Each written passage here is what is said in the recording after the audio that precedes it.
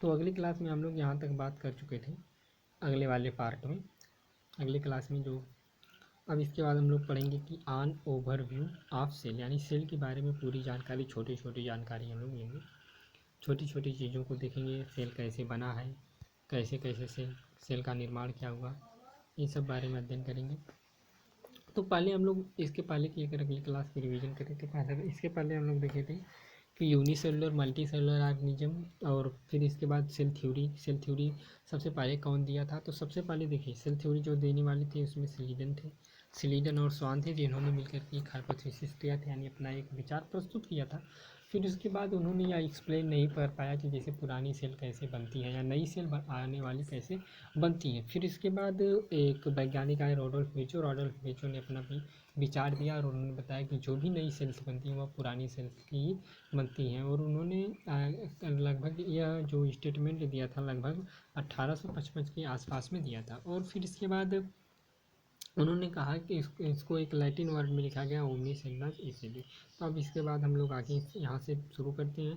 तो फिर कह रहा है कि यू हैव ईयरली एब्जॉर्ब, यानी आप लोग एब्जॉर्ब कर चुके होंगे या देख चुके होंगे कि cell in an a onion, यानी यदि आप एब्जॉर्ब करें या यदि आप देखें तो ए ओनियन की सेल को, यानी प्याज की सेल को यदि हम लोग देखें एंड हुमैन चिक, यानी हुमैन के यानी मनुष्य के जो गाल हैं यानी चिक हैं, चिक के सेल को देखें और ओनियन की सेल को देखें तो अंडर द माइक्रोस्कोप, किसके द्वारा, अंडर द माइक्रोस्कोप, यानी माइक्रोस्कोप के द्वारा यदि हम लोग ओनियन की सेल को और हुमैन चिक को देखें तो क्या दिखाई देता है, लेटस रिकलेक्ट देयर स्ट्रक्चर, यानी इसको देखिए और इसके स्ट्रक्चर को रिकलेक्ट कीजिए। एनसीईआरटी ऐसी कह रही है, कह रहा है कि the onion cell which is a typical plant cell, यानी जो ओनियन सेल होती है एक टिपिकल प्लांट सेल होती है, और has a distinct cell wall, यानी जो ओनियन सेल होती है उसमें डिस्टिंक्ट मतलब अलग अलग प्रकार के सेल वाल दिखाई देते हैं। As it outer boundary and just within it the cell membrane, यानी जो उसकी सेल की आउटर बाउंड्री होती है उसको क्या कहते हैं, सेल मेम्ब्रेन कहते हैं। ठीक है, यहाँ तक बात हो गई। फिर इसके बाद कह रहा द सेल ऑफ ह्यूमन चिक, यानी जो ह्यूमन चिक यानी ह्यूमन के गाल की जो चिक की सेल होती है, have an outer membrane as the delimiting structure of cell, delimiting structure of cell inside each cell is dense membrane bound structure, यानी कह रहा है कि इनसाइड ईच सेल, यानी जितनी भी प्रत्येक सेल बनी हुई होती है एक डेंस मतलब कठोर, या मतलब कह सकते हैं बहुत चीज मतलब थोड़ा मजबूत हो सकता है, मेम्ब्रेन होता है, बाउंड स्ट्रक्चर होता है, कार्ड न्यूक्लियस, उसको क्या कहते हैं, न्यूक्लियस। यानी जब इस लाइन में कह रहा है कि इनसाइड, कह रहा है कि इन ह्यूमन सेल, यानी जो ह्यूमन सेल होता है, ह्यूमन चिक सेल होता है, have a outer membrane as a limiting structure of cell. फिर कह रहा है कि इनसाइड, यदि इसके अंदर each cell is a dense membrane, ये प्रत्येक सेल एक डेंस मेम्ब्रेन की होती है, और बाउंड स्ट्रक्चर कॉल्ड न्यूक्लियस, जो स्ट्रक्चर बाउंड होता है यानी घिरा हुआ होता है उसको क्या कहते हैं, न्यूक्लियस कहते हैं। This nucleus contain the chromosome, यानी यह जो न्यूक्लियस होता है यह क्या कंटेन करता है, ये सबसे इंपॉर्टेंट बात है। जो न्यूक्लियस होता है कंटेन करता है, क्या कंटेन करता है, क्या रखता है, chromosome, which in turn contain the genetic material, और जो कि जेनेटिक मटेरियल भी रखता है, जेनेटिक मटेरियल भी रखता है। जेनेटिक मटेरियल क्या होगा, जेनेटिक मटेरियल जो होगा वो होगा डीएनए, जेनेटिक मटेरियल क्या होगा, डीएनए।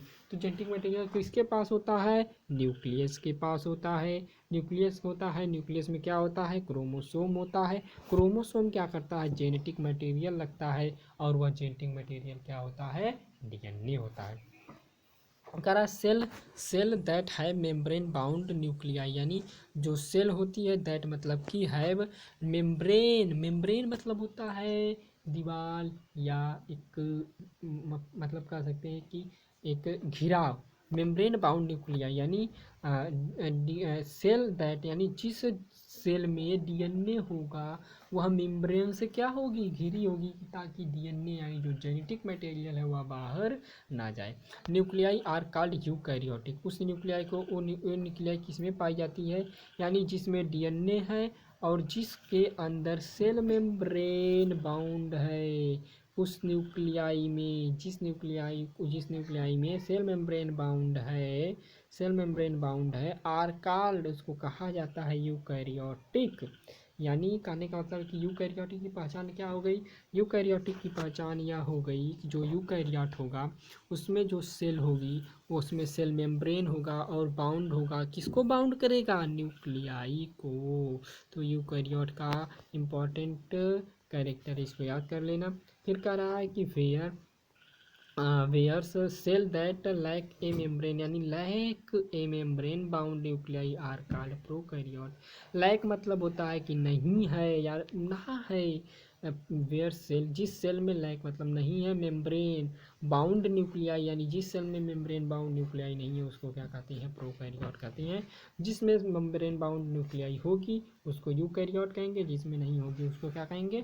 प्रोकैरियोट कहेंगे। इस बात समझ में आई कि नहीं आई? फिर कह रहा इन बोथ मतलब दोनों, प्रोकैरियोट एंड यूकैरियोट सेल, यानी जो प्रोकैरियोट सेल होता है यूकैरियोट सेल होता है, ये semi fluid matrix called cytoplasm, यानी चाहे वह मतलब यूकैरियोट का सेल होगा चाहे प्रोकैरियोट का सेल होगा, इन दोनों सेलों में एक सेमी फ्लूइड भरा होता है, एक तरल पदार्थ भरा होता है, उसको क्या कहा जाता है? साइटोप्लाज्म। उसको क्या कहा जाता है? साइटोप्लाज्म कहा जाता है। ये बात ध्यान रखिएगा। जो ऑक्यूपाई करता है द वॉल्यूम ऑफ सेल की वॉल्यूम को क्या करता है? ऑक्यूपाई करता है। फिर इसके बाद कह रहा है the cytoplasm is the main arena, जो साइटोप्लाज्म होता है is the main arena of cellular activity, यानी जो भी सेल एक्टिविटी करता है वह कौन कौन होता है? साइटोप्लाज्म भी उसमें हेल्प करता है। In both the plant and animal, यानी वह यूकैरियोट होगा चाहे प्रोकैरियोट होगा, चाहे एनिमल होगा चाहे प्लांट होगा, सब में क्या पाया जाएगा? साइटोप्लाज्म पाया जाएगा। Various chemical reaction occur in to keep cell in living state, यानी उसमें अलग अलग प्रकार के रिएक्शन हो सकते हैं। जैसे जो प्लांट सेल है उसमें अलग रिएक्शन हो सकता है, जो एनिमल सेल है उसमें अलग रिएक्शन हो सकता है, लेकिन साइटोप्लाज्म चाहे वह यूकैरियोट हो चाहे प्रोकैरियोट हो, चाहे एनिमल सेल होगा चाहे प्लांट सेल होगा, सब में क्या पाया जाएगा? साइटोप्लाज्म सब में पाया जाएगा। फिर कह रहा है कि देखो कह रहा है कि बी साइड द न्यूक्लियस के beside the eukaryotic cell have other membrane bound distinct structure called organelle. एक पॉइंट यहाँ पे अच्छी निकल करके आ रही है। कह रहा है कि बेसाइड द न्यूक्लियस, जो न्यूक्लियस है द यूकैरियोट का, किसका न्यूक्लियस? यूकैरियोट का। यूकैरियोट सेल का जो न्यूक्लियस होता है हैव अदर मेम्ब्रेन, उसमें और भी मेम्ब्रेन बाउंड मतलब बंधे हुए हैं या हैं, और भी मेम्ब्रेन है। डिस्टिंक्ट स्ट्रक्चर, जिसका स्ट्रक्चर अलग अलग प्रकार से, उसको क्या कहते हैं? ऑर्गेनेल कहते हैं। लाइक ऑर्गेनेल कौन कौन से हैं? Organelle like endoplasmic reticulum, endoplasmic reticulum. तो इंडोप्लाज्मिक रेक्टिकुलम हमें कहाँ पे दिखाई देता है? यूकैरियोट में दिखाई देता है। या कौन सा मेम्ब्रेन है? या अदर मेम्ब्रेन। यानी यदि किसी भी न्यूक्लियस में इन सब मेम्ब्रेन के बाद यदि कोई और भी मेम्ब्रेन दिखाई देता है, ऑर्गेनेल दिखाई देता है, ऑर्गेनेल में जैसे हमें इंडोप्लाज्मिक रेक्टिकुलम हो गया और गोल्जी बॉडी हो गई, लाइसोसोम हो गया, माइटोकॉन्ड्रिया हो गया, माइक्रोबॉडी हो गया, और वैक्यूल्स जो होता है वैक्यूल्स दिखाई देगा, और prokaryote cell lack such as a membrane bound organelle, यानी जो मेम्ब्रेन बाउंड ऑर्गेनेल हमें यूकैरियोट में दिखाई दिए। देखो साफ साफ बात क्या कह रहा है कि देखो वह न्यूक्लियस किसका न्यूक्लियस? जो यूकैरियोट का न्यूक्लियस है उसमें और भी मेम्ब्रेन पाई जाती हैं जो डिस्टिंक्ट होती हैं, स्ट्रक्चर को डिस्टिंक्ट करती है और अलग अलग स्ट्रक्चर को बांटती हैं, उसको क्या कहते हैं? ऑर्गेनेल कहते हैं। बात समझ में आई? ऑर्गेनेल मतलब कि वह न्यूक्लियस को अलग अलग प्रकार से थोड़ा थोड़ा भागों में बांट दें, ऑर्गेनेल बना देती हैं। जैसे उसमें होता क्या है? उसमें हो गया endoplasmic reticulum, Golgi complex, lysosome, mitochondria, microbody and vacuoles. कितनी चीज़ें मिली हम लोगों को? 4 या 5 चीज़ें मिली। पहली चीज़ इंडोप्लाज्मिक रेक्टिकुलम, दूसरी चीज़ गोल्जी कॉम्प्लेक्स, तीसरी चीज़ लाइसोसोम। देखो पहली चीज़ इंडोप्लाज्मिक रेक्टिकुलम, दूसरी चीज़ गोल्जी कॉम्प्लेक्स, तीसरा चीज़ लाइसोसोम, चौथा चीज़ माइटोकॉन्ड्रिया, पांचवा चीज़ माइक्रोबॉडी और वैक्यूल्स। 1 2 3 4 5 6 चीज़ हमें मिली। कौन कौन सी? Endoplasmic reticulum, Golgi complex, lysosome, mitochondria, microbody and vacuoles. अब इनके बारे में हम लोग पढ़ेंगे कि माइटोकॉन्ड्रिया क्या होता है, गोल्जी कॉम्प्लेक्स क्या होता है, इंडोप्लाज्मिक रेक्टिकुलम क्या होता है, इंडोप्लाज्मिक रेटिकुलम क्या होता है, इंडोप्लाज्मिक रेटिकुलम क्या होता है, और फिर इसके बाद माइटोकॉन्ड्रिया क्या होता है, गोल्गी कॉम्प्लेक्स क्या होता है, लाइसोसोम क्या होता है। फिर ये सब तो हो गया यूकैरियोट का, मतलब यूकैरियोट का कैरेक्टर। अब कह रहा है जो प्रोकैरियोट सेल होते हैं, प्रोकैरियोट जो सेल होते हैं, प्रोकैरियोट सेल लैक सच मेम्ब्रेन्स, यानी जितने भी मेम्ब्रेन हमने यूकैरियोट के बारे में बात किया वो सब मेम्ब्रेन जो होती हैं वह मेम्ब्रेन प्रोकैरियोट में देखने को नहीं मिलती। ये बात समझ में आई कि नहीं। फिर इसके बाद क्या कह रहा है, ribosome are non membrane membrane bound organelle, यानी जो राइबोसोम होता है, राइबोसोम आर आर आर मतलब है, नॉन मतलब नहीं, मेम्ब्रेन बाउंड ऑर्गेनेल, यानी जब हमसे पूछेगा कि वह कौन सा ऑर्गेनेल है जिसमें मेम्ब्रेन नहीं है, या नॉन मेम्ब्रेनस ऑर्गेनेल कौन सा है, तो नॉन मेम्ब्रेनस ऑर्गेनेल जो है वह राइबोसोम है। तो राइबोसोम में ऑर्गेनेल नहीं है, यानी राइबोसोम ऐसा ऑर्गेनेल है जिसमें मेम्ब्रेन नहीं है। फाउंड इन आल सेल, यानी जितने भी सेल होते हैं, आल सेल मतलब राइबोसोम ऐसा ऑर्गेनेल है जो सभी सेल में पाया जाता है, या ऐसा ऑर्गेनेल है जिसमें मेम्ब्रेन नहीं उपस्थित है, या कहाँ पाया जाता है, बोथ प्रोकैरियोट में भी पाया जाता है, यूकैरियोट में भी पाया जाता है। तो एक पूछ सकता है, क्वेश्चन पूछेगा कि व्हाट इज, यानी what is the organelle not found the membranes, यानी वह कौन सा ऑर्गेनेल है जिसमें मेम्ब्रेन नहीं पाई जाती है, तो राइबोसोम है, राइबोसोम में मेम्ब्रेन नहीं मिलता है, और ये या ऐसा ऑर्गेनेल है, या प्रोकैरियोट और यूकैरियोट दोनों में दिखाई देता है। एज वेल एज, चाहे वह प्रोकैरियोट होगा चाहे वह यूकैरियोट होगा।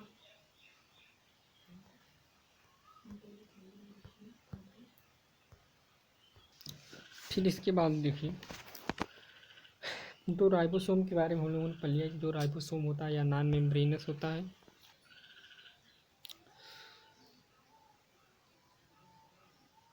फिर इसके बाद with in the prokaryote eukaryote ribosome ऐसा ऑर्गेनेल है जो कि प्रोकैरियोट और यूकैरियोट दोनों में देखने को मिलता है, और इसमें जो होता है मेम्ब्रेन नहीं होता है।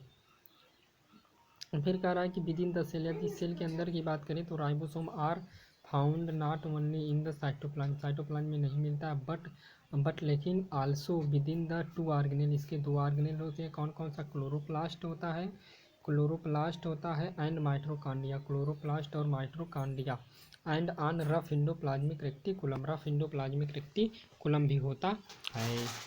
क्लोरोप्लास्ट जो होता है प्लांट में पाया जाता है, माइटोकॉन्ड्रिया जो होता है ह्यूमन बॉडी सेल में पाया जाता है, और फिर इसके बाद ये रफ इंडोप्लाज्मिक रेक्टिकुलम है। Animal cell contain and other, animal cell यानी जो एनिमल सेल होता है, कंटेन मतलब रखता है, एंड अदर मतलब दूसरा, non membrane bound organelle called centrosome, यानी जो एनिमल सेल होता है, एनिमल सेल जो होता है,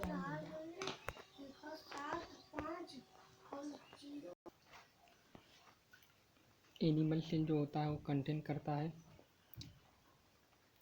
करता non membrane, animal cell contain another non membrane bound organelle cell called, उसको कहते हैं सेंट्रोसोम, यानी जो सेंट्रोसोम होता है, सेंट्रोसोम,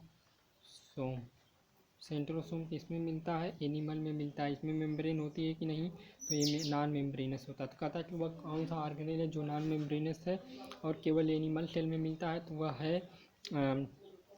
वह जो है सेंट्रोसोम है। फिर इसके बाद आता है हेल्प इन सेल डिवीजन, ये किस में हेल्प करता है, सेल डिवीजन में, यानी एनिमल में जो सेल डिवीजन होता है वह कौन करता है, सेंट्रोसोम करता है। Cell differ greatly in size, cell differ मतलब सेल जो होता है अलग अलग होता है, किससे, ग्रेटली इन साइज, साइज में अलग होता है, शेप में अलग होता है, एक्टिविटी में अलग होता है। यानी जो सेल होते हैं, यानी जितने भी लिविंग ऑर्गेनिज्म, यानी हम लोगों के चारों तरफ जितने भी जीवित जो होते हैं सब तो सेल ही से बने हैं। कहा ना कि all living beings rises from the cell, यानी जितने भी लिविंग बींग हैं वो सेल से बने हुए हैं। लेकिन सब सेल से बने हुए हैं, तो क्या सबका सेल एक है, नहीं, ऐसी बात नहीं है, सबका सेल एक प्रकार का नहीं होता है। क्यों कह रहा है कि उसमें, अच्छा अगर एक प्रकार का नहीं है तो क्या होगा, तब कैसे उसको हम पहचानेंगे, उसमें क्या होगा, साइज अलग होगी, उसका शेप अलग होगा, उसकी एक्टिविटी काम करने का तरीका अलग होगा। फॉर एग्जाम्पल कह रहा जैसे माइकोप्लाज्मा एक बैक्टीरिया है, माइकोप्लाज्मा स्मॉलेस्ट सेल, यानी जो माइकोप्लाज्मा होता है इसका सबसे छोटा सेल होता है, 0 पॉइंट कितना, माइकोप्लाज्मा का कितना होता है, 0.3 माइक्रोमीटर। तो जो ये होता है माइकोप्लाज्मा होता है, तो माइकोप्लाज्मा जो होता है सबसे स्मॉलेस्ट सेल होता है, सबसे छोटा सेल होता है। कितना लंबा चौड़ा होता है, 0.3 माइक्रोमीटर का होता है। लेंथ होता है इन बाई बैक्टीरिया। ये कहाँ मिलता है, बैक्टीरिया में देखने को मिलता है। फिर इसके बाद आता है कुछ सेल दिया गया है यहाँ पर, कुछ सेल जैसे दिया गया है उसको हम लोग देखेंगे। जैसे red blood cell. Red blood cell किस में मिलता है, देखिए आपको जैसे सेल दिया गया जैसे देख लीजिए। रेड ब्लड सेल है RBC, इसको कहते हैं RBC।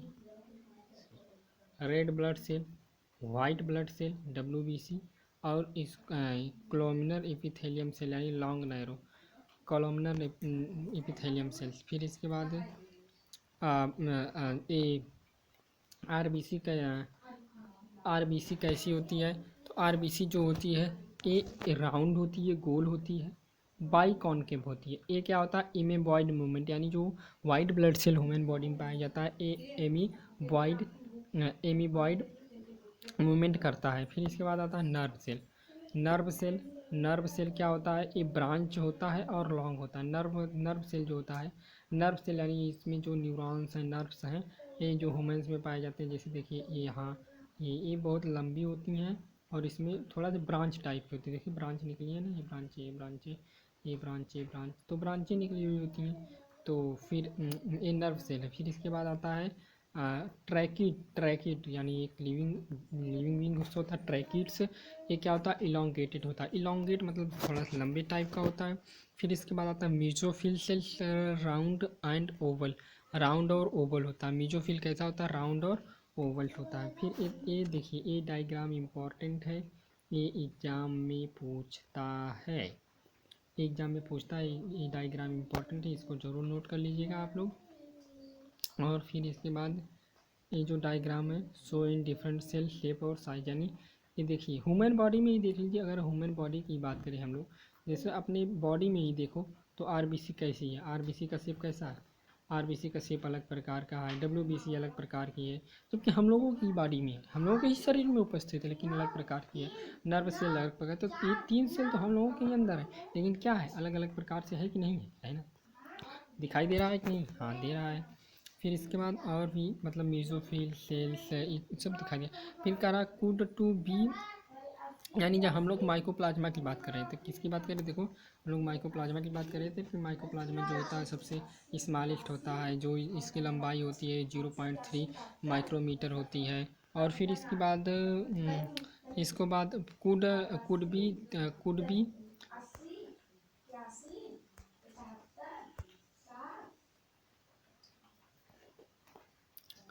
और फिर कह रहा है कि could be 3 to 5 micrometre, 3 to 5 micrometre. और फिर इसके बाद कह रहा है the largest isolated single cell egg of orchid, यानी सबसे लंबा सेल और सिंगल सेल कौन है, एग ऑफ ऑर्किड। ऑर्किड का जो एग होता है सबसे लंबा होता है। फिर कह रहा है एमंग मल्टी सेलुलर ऑर्गेनिजम्स, यदि मल्टी सेलुलर यानी बहुत से सेलों से बने हुए और जीवित जीवों की बात करें तो human red blood cells are about 0.3 micrometre diameter का मतलब क्या होता है, कारण जो ह्यूमन रेड ब्लड सेल्स होता है वह 7.0 माइक्रोमीटर का होता है। उसका क्या होता है, डायामीटर। जैसे मान लीजिए सर्कल है, वृत्त है, इस वृत्त में ये पॉइंट हमने मान लीजिए इसका ये सेंटर है, ये क्या हो गई, त्रिज्या हो गई, और इधर तो क्या डायमीटर मतलब व्यास, ये क्या हो गया, व्यास। तो जो रेड ब्लड सेल है उसकी जो त्रिज्या है यानी जो व्यास है वो कितना है, 0.7 माइक्रोमीटर है। नर्व सेल यानी जो न्यूरॉन्स में होते हैं, नर्व सेल्स होते हैं, are some of the longest cell, सबसे लॉन्गेस्ट सेल है। और फिर इसके बाद ह्यूमन की बात की जा रही है। सेल आल्सो वेरी, ये सेल वेरी करती है ग्रेटली इन शेप में वेरी करती है। दे में बी डिस्क लाइक, ये डिस्क लाइक होती है, डिस्क के शेप की होती है। पॉलीगोनल होता है, कोलोमुलर होता है, क्यूबॉइडल होता है, ठीक है। क्यूबॉइडल थ्रेड मतलब धागे नुमा होता है। फिर कह रहा आर इवन इरेगुलर। इरेगुलर का मतलब कि इसका कोई एक रेगुलर शेप नहीं होता कि नहीं भाई इसी प्रकार से इसका शेप रेगुलर है, यानी नहीं कि जैसे ये मान लीजिए नर्व है, नर्व ऐसे है तो अब बस इतना ही मतलब एक प्रकार से, तो नहीं, ये गलत है। नर्व सेल का मतलब है कि जैसे ऐसे है, जैसे हम लोग देख रहे हैं ना यहाँ नर्व सेल, तो क्या देखिए नर्व सेल है, जो ये नर्व सेल हम लोग दिखाई दे रही है, क्या ये सब तरफ से एक समान है? नहीं, ऐसी बात नहीं है। तो जो नर्व सेल होती हैं ह्यूमन ब्रेन में, वो मतलब शेप में वेरी करती हैं और उनका एक हाइफाजेटिकली होती है, मतलब जिधर भी चाहे उधर मतलब उस प्रकार से होती है। फिर इसके बाद इरेगुलर होती, कोई रेगुलर नहीं तरीका है। और फिर इसके बाद शेप सेल में very with the function and perform, ये अपने फंक्शन, कुछ इनका फंक्शन भी अपना अलग अलग करती हैं। फिर इसके बाद हम लोग अब देखेंगे अगले लेक्चर में प्रोकैरियोट सेल क्या होता है। तो चलिए आज के लिए इतना ही, धन्यवाद।